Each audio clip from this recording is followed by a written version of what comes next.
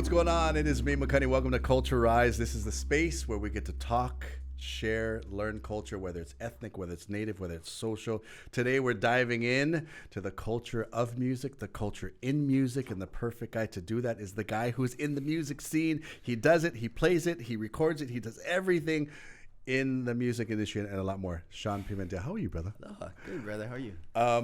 Thank you very much for being here, first of all, because I know you are extremely, extremely busy. Everything that has to do with music, your hand is in.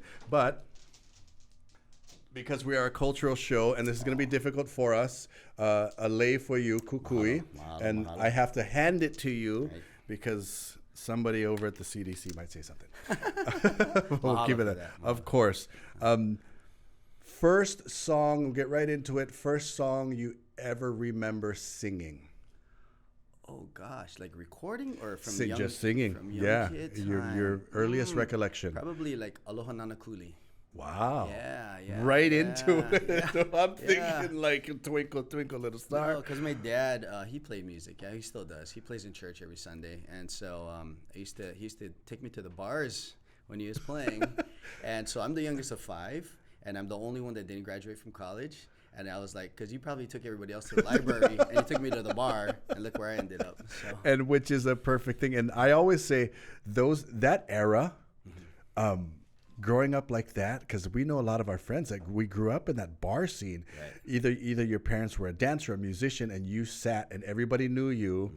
And it's amazing how being there, we may not have wanted to be there at the time, but all these things we were absorbing, right? The music, the mele, and everything. With that, high school, and where'd you grow up? I grew up in Kaneohe, Ko'olopoko. Okay. Yeah, I went to Kamehameha. I'm a lifer. No. 13 years. Yeah. We are meeting all the lifers on the show, and I'm almost feeling left out. Lifer, if you don't know, kindergarten all the way to graduation. Yes. Barely graduated, but I graduated. Barely, yeah. Were you catching the bus?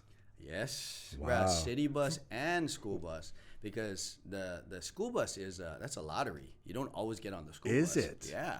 So back in the day, if you didn't make the school bus, city bus. I was catching express from Kamehameha Shopping Center by myself, first grade, bro. Not. Yep. Let me wrap my head around it, because we were talking to another lifer earlier, and I'm going to talk about it again. I always pictured a Kamehameha school bus. This is what I picture. This is how I picture all these kids, Kamehameha school kids, guitars, ukuleles, and hula in the aisles. Just, we're going to Kapalama campus. Who wants to sing a song? That's what I pictured. Totally not that. Totally not that. No. And now I finally meet somebody. No. City bus. Yeah. At first grade. That's pretty much. First grade, yeah. Kuleana. Yeah. Obviously, your parents were like, no, this is your kuleana. You're going to do this at first grade. And even coming home. Well, exactly, because, so again, I'm the youngest of 5. We had a Volkswagen bus. My oldest brother, who was 10 years older than me, would drive us to school in the morning. But because they all played sports, football, baseball, basketball. So after school, they had practice.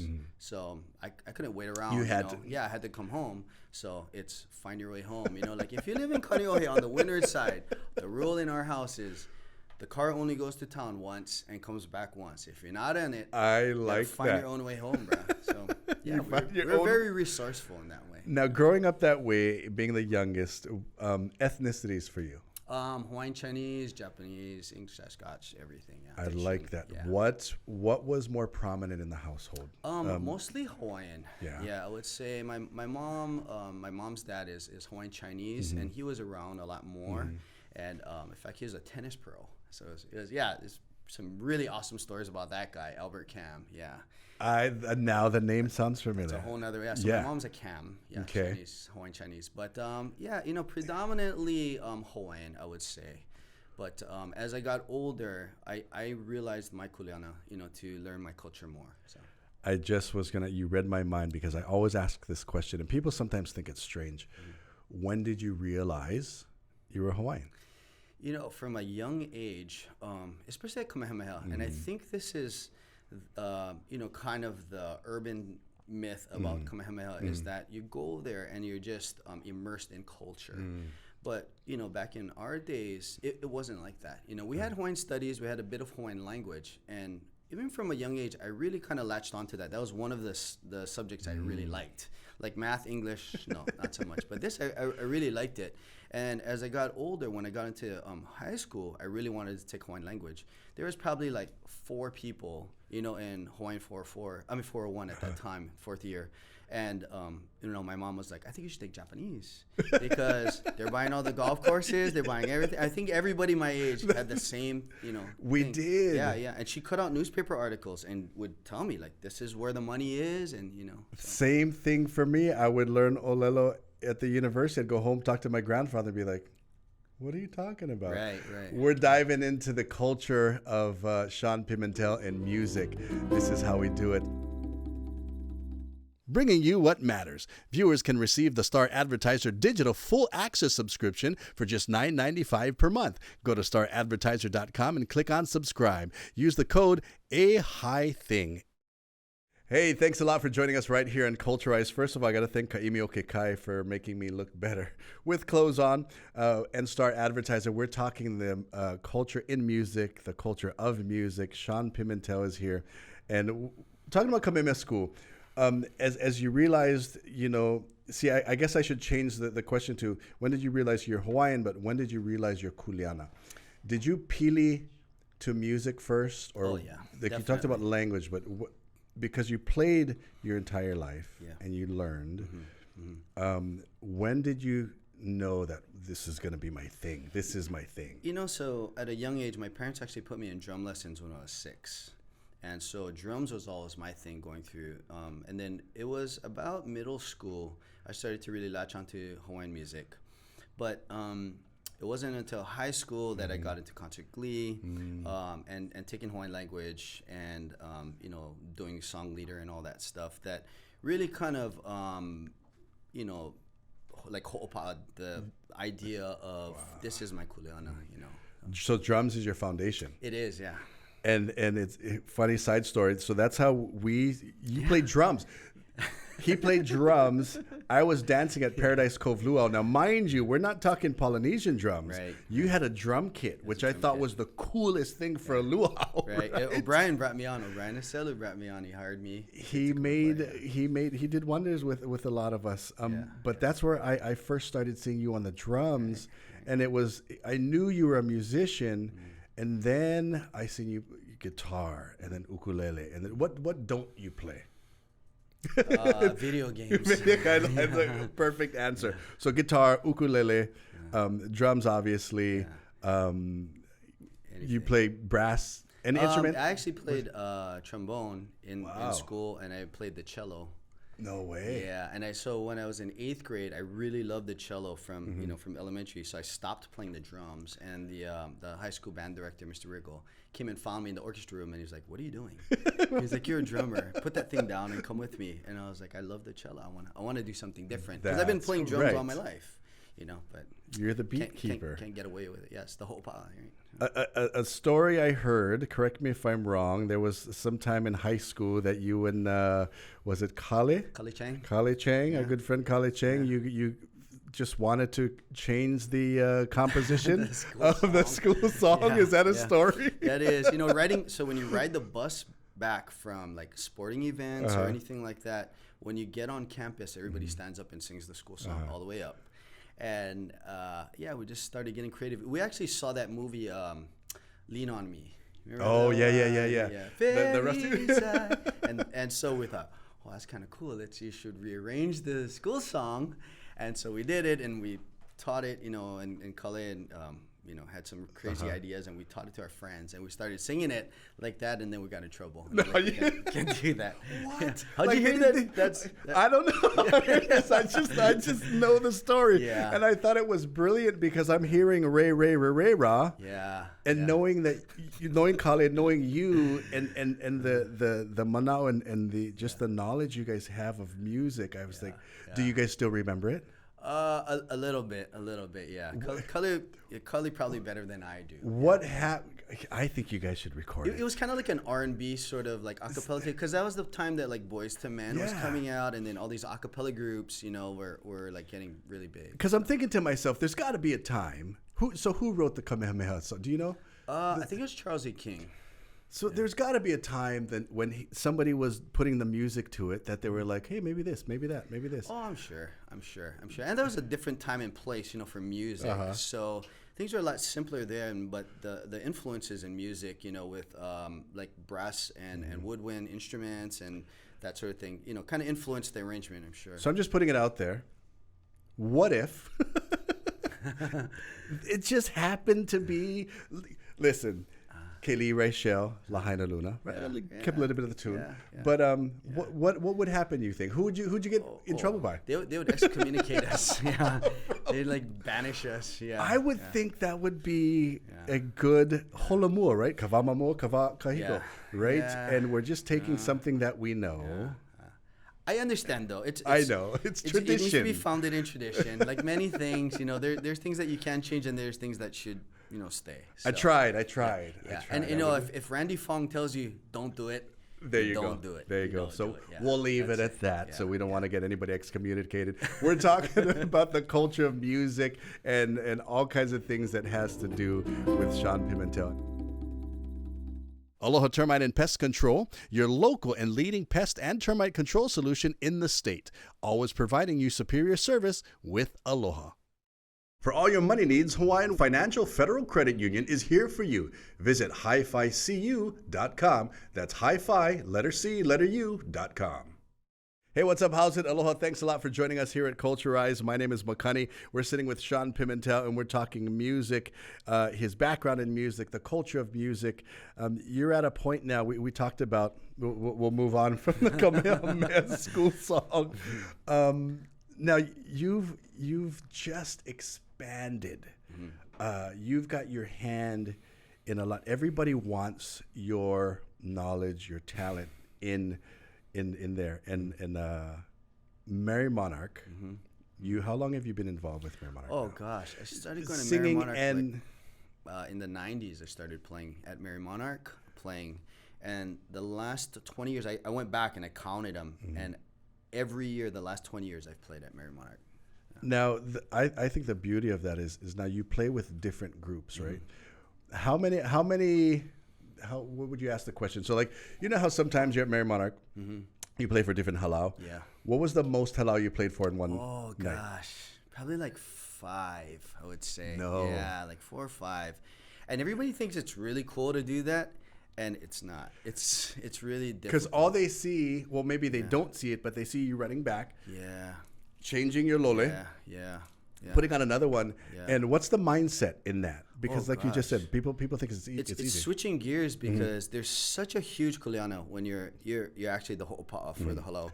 So if you mess up, like they're gonna mess up, and it's on you. So if you mess up the arrangement, you know, anything from the transitions from the ka'i to the mele to the ho'i, you know, the counts are different. The tempos, if you get the tempos wrong, you sing the wrong verse, because sometimes, you know, they kind of change the arrangement that way, and so it's really, really difficult. Because you guys are also being judged as musicians. You are. It's not really on the judges' sheet, and they don't say that, but I think definitely you're judged, you know, because if it's a poor performance, it reflects poorly on the halau.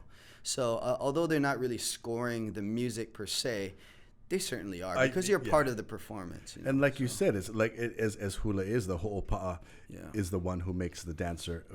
And I can't even fathom that pressure of 5 different halau. Within that, the ka'i, the mele, and the ho'i. It's 3 different songs. Times that by 5.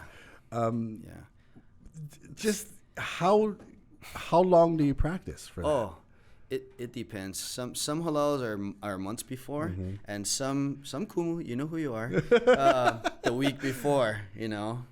This is the other crazy thing that people don't realize is that how many versions of Noho Pai Pai can you do? Oh, yeah. No. How many arrangement-wise, right? Is that a difficult thing? It is, because like some of the kumu that I work with, they'll bring the songs and they'll say, we want to do this song. And some of them are very, you know, traditional songs, very classic songs that you want to keep, but you want to make them exciting enough so that it's different, because there are the kumu and the halaus that want to do like the latest and greatest, like Josh the Tofi song, you know, or those, the Keoho songs. And so to kind of balance it out, you have to make the arrangement exciting enough so that it's not just another version of, Kealoha or anything like that. So they come to you and they say, we want to do this mele, but can you arrange it? Yeah, definitely. And then there's a lot of times where they say, you know how the ka'i and the ho'i have to match the mele. If we can't find something, we'll write something. And so there's been many years that I've written stuff for that, or like teamed up with Kaumakaiwa or Lehua, and we've written ka'i and ho'i. See, now as a dancer, my mind is blown always on this show because, as a dancer we're on the stage and that's just the musicians. Yeah. And it's like this, it's we know you're good at what you do, but I don't think we realize what you do. Yeah. Right? I'll put it this way, like the best musicians I've worked with, like the Robert Kezimirs, the Kealii Reichels, the Lehua Kalimas, the Josh the Tofis, I've played with all of them at Mary Monarch. They all get nervous, and they've played for thousands and thousands of people. Really? And they get nervous. This is probably the most nerve-wracking stage you'll ever be on. I guarantee you, ask anybody. Yeah. What's more nerve-wracking, knowing that everybody in the audience is... Like, when you guys go up, I always feel bad for the halau because sometimes when they know it's you, everybody goes, let's watch the musicians. Right. And now that pressure comes on. Right. It's you don't know, but I just told somebody recently, I said, you think it's the people in the audience that make you nervous. You think it's the TV cameras, and now it's social media because everybody's on social media. My most nerve-wracking thing is knowing that Les Sabalos is in the musician's tent and he's watching me. And as soon as I walk off, he's going to critique me. Oh, that is rough. We're talking the culture of music. If you're ever a dancer, you better go hug a Mary Monarch musician right now. This is Culturized. Tropical Wholesale, home where vinyl is final. Call us today for our latest specials at 808-592-2000. That's 808-592-2000. Hey, what's going on? Thanks a lot for joining me, Makani, here at Culturized, sitting down with producer, musician, entertainer. I could go on in the accolades. You know who he is, Shawn Pimental, but we're talking about things that the culture of music, but also the things that go in it. Now, growing up in a musical family, what attributes, what cultural practices, of course, music that you take into raising your children and into your adult life. Like we said, it wasn't until a little bit later that we realized, okay, this is our kuleana as a Hawaiian. This is what I got to do. Do you bring up the children the same way? And you instill these with even your students and everybody else? I think it's a little bit easier nowadays because they're so influenced by everything on the internet, so they hear the music all the time. When we were growing up, we didn't have those influences like, at our beck and call. We didn't have computers, and you didn't turn on the TV, and you didn't, we only had like 3 TV stations and, and 1 radio station that played Hawaiian music. We couldn't just Google somebody. Yeah, so it wasn't, it's a little different time now, but I think kids nowadays, kiki nowadays are so much more lucky to have these resources. And I tell that to the younger musicians, like, you're so lucky to have these resources and even the knowledge, like you can go to school and get a degree in these things, which is, we couldn't. We only had a Hawaiian studies degree, and it wasn't even a Hawaiian language degree. Wow, it was a Hawaiian studies degree with focus on the language. We couldn't do those things. So, yeah. When it comes to music, how much of your profession is self-taught? Most of it. Yeah. Most of it is, although, like, again, I went through the orchestra, the band, choral singing. I went to UH and studied music for a couple of years as well. But, most of that. And then at a very young age in high school, I started learning from Kahaunaele, Uncle K. Oh. So I was very lucky to spend, years with him at Kahiko Flores in Kaimuki. And, he took me under his wing. And so I got to sing with a lot of his, his protege and a lot of his haumana as well. So you were in there. You were in that whole scene. How do you see Hawaiian music today? So you think, I think about it, the Portuguese came in, gave us the ukulele, the Spaniards came in and gave us the guitar, and then we started to evolve and we took those things and we made it our own. When is the next, or do you think it's now, or when do you think the next transition of Hawaiian music is? So like we talked about, like, there's things that you can change, things you can't change. Where do you see Hawaiian music going? Can we evolve even further? Definitely, and it's happening right now, and it's because of the language. Because the first graduating class of Punanaleo, is already in their mid-30s. Right. You know, Kaumakaiwa's class was the first class. And so because they're Monaleo speakers, they don't write in English. They don't think of everything in English and then translate. Yes. Everything that comes out of them, they dream in Hawaiian. You know, they're able to write and think that way. So all that mana'o just comes naturally.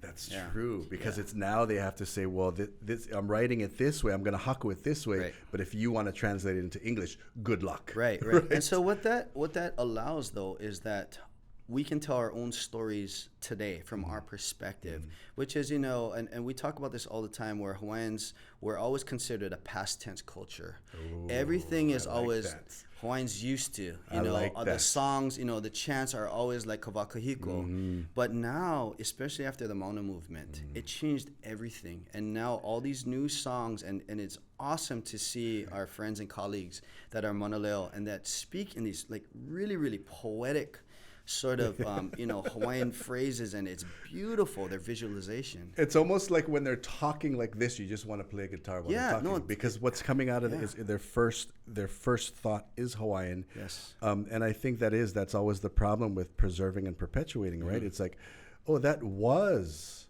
Hawaiian music. No, it is Hawaiian music. So now you can take those thoughts and you can put them to a tuba.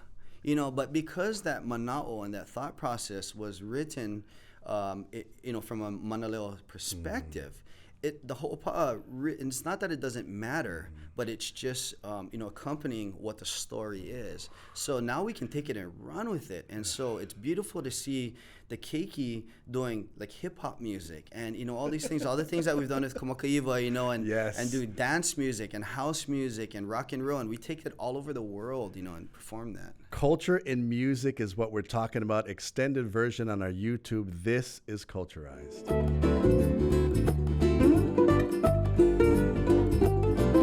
Thanks a lot for joining us, man.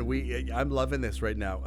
As a dancer, whole new perspective, whole new appreciation. Not that I didn't appreciate musicians, but hug them every time. Because I think about it. We're sitting with Shawn Pimental. We're talking about the culture of music. Even the mere fact that you go to a bar, you go to a restaurant, you go to somebody's bebe luau. A lot of times people don't realize you just been on that stage for 2 hours, right? 4 hours, 5 4 hours, yeah. 5 hours. Yeah. The repertoire that you have to come up with, and not only that you're not just a jukebox, because now you have to entertain this audience. You have to educate this audience. Exactly. Inspire, and the behind that, it makes me look at musicians like, wow. So as we talk about, where is Hawaiian music going? Hip hop, reggae, R&B. Do you think it's going to continue to? Oh, definitely. I would love to see. And how soon do you think you would maybe see on? Because you're already doing it on the global scene. You and Kaumakaiwa, you and Lehua, and you and everybody that you work with. You're taking this Olelo Hawaii, adding a different beat to it. How soon do you think it'll hit globally, as far as, hey, I'm watching American Idol, I'm watching X Factor, and somebody comes on and not is just a Hawaiian artist, but now does a mele? It's already happening. We see how we affect and inspire people on the other side of the globe when we perform, like in Canada, when we perform in Europe, all these places. Because one of the reasons I put our language with these different sorts of music is because it's kind of like I'm packaging it so that it seems familiar. So when they hear that house beat, when they hear that sort of folk beat, it sounds familiar to somebody in Sweden, and they go, oh, I like this beat. And then the language kicks in, and then they start asking questions. What is this? And then they want to do the research. I can't educate somebody in 3.5 minutes, So what I want to do is inspire them to ask more questions, and then they start to do their research on YouTube or, Google it, Do you ever get this, though? Do you ever get, because even as dancers, it's like, when we do luau shows, right? We have to be a little bit commercial. We have to find something that will draw them in. And once I draw you in, I'm going to drop Ike bombs on you, right? Exactly. Call that the sugar in the poi, bro. I love that. I'm going to use that one, sugar in the poi. But do you ever get, do you get every once in a while, why are you doing that for? Why are you putting one house beat on Olelo Hawaii? You know, I think I've been very blessed to work with the artists that I am, like with Kealii and with Kaumakaiwa and with Kekuhi, because people don't question their intention behind the music. And I would like to say the same for myself, is that hopefully, you know, my work and my history of, you know, who I've worked with and my studies have brought me to this point where it says, okay, you've established your foundation. And this is what I tell the younger kids too, is that you cannot just start doing hip hop stuff with the language. You have to establish that you have an understanding, like hula. You know, there's more progressive types of hula, but you have to understand the basic steps. You have to understand, you know, certain things about it, the foundation of it, before you start doing this kind of stuff. You need the process, because you lose the process. So if there's a young musician coming up who just wants to be, I just want to play ukulele, but I don't want to necessarily go into Hawaiian music, but I still want to perpetuate the culture. What else would you tell that person? There's so much to learn right now, and there's so many ways of you know, being you know, involved with our lahui and involved with the movement without being manaleo, without speaking, you know, the language even conversationally. And it comes from this aloha aina concept. You know, things that we can do every day to show that we're doing our part. If it's, okay, we got a plastic bottle, you know, like let's reduce, reuse, recycle, all those sorts of things, take care of our aina, you know, pick up rubbish, all that kind of stuff. But same with music. As long as you show your intention of what you're trying to do with the music, even if it can be all in English, but because it has a Hawaiian mana'o behind it of empowering the lahui, empowering the movement, empowering our people, empowering the culture, you know, through that, I think that's the right way to do it. I love that. Coming from a musician, your foresight, your mana'o, your iki on that, it's funny because a lot of times you don't realize the correlation with aloha aina mele, right? Or any other value and concept, but we realize that it all encompasses everything. You've been in music years and years and years. I remember even you were KOOPS2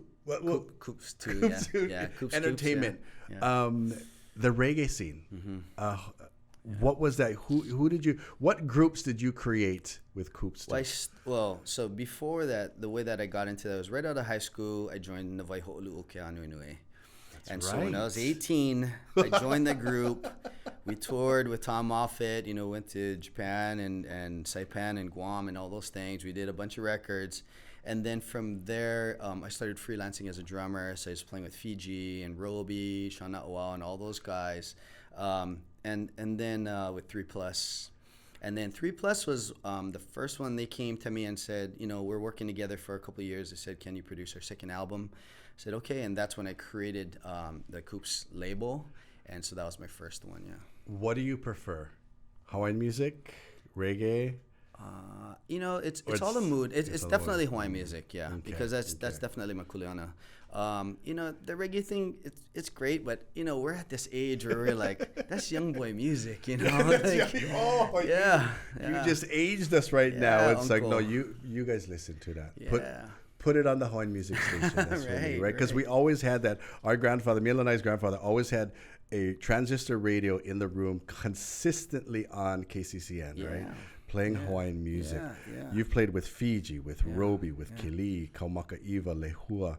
If you could play with, first of all, a Hawaiian musician that has uahala already, who would it be? Gosh, that's a tough one. Just to be on this, if it's one or two? George Helm. Wow. Yeah. Why would that be?